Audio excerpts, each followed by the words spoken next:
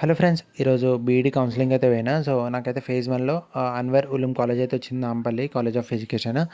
So, నేనైతే వెళ్దాం అనుకోలేదు ఈ కాలేజ్‌కి. ఎందుకంటే డిస్టెన్స్ చాలా దూరం ఉండే. అయినా నాకు నచ్చలేదు ఆ కాలేజ్. ఫేజ్ 2కి వెళ్దాం అనుకున్నా. బట్ ఫేజ్ 1, ఫేజ్ 2 రెండిట్లో ఏది బెటర్ కాలేజ్ ఉంటే దాంట్లో చూస్ చేసుకుందాం అనుకున్నా. సో, ఫేజ్ 1 కూడా అలాట్ చేద్దామని ఈరోజైతే వెళ్ళినా. సో, ఫుల్ ఫీ రియంబర్స్మెంట్ వచ్చి జస్ట్ 100 కట్టాలి. సో, 100 కూడా ఫస్ట్ పే చేయమన్నారు. పే చేసిన తర్వాత అలాట్మెంట్ డౌన్లోడ్ చేసుకున్న. దాంట్లో మినిమం 3000 అయితే కట్టమన్నారు స్పెషల్ ఫీజు.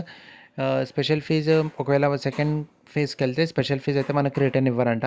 జస్ట్ మన సర్టిఫికేట్స్ రిటర్న్ చేస్తారంట.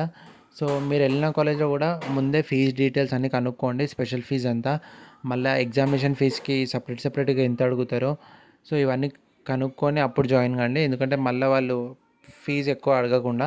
సో, ఫేజ్ 2కి వేరే కాలేజ్కి వెళ్తే వాళ్ళైతే మళ్ళీ స్పెషల్ ఫీజ్ అయితే రిటర్న్ చేయరు. And thank for watching.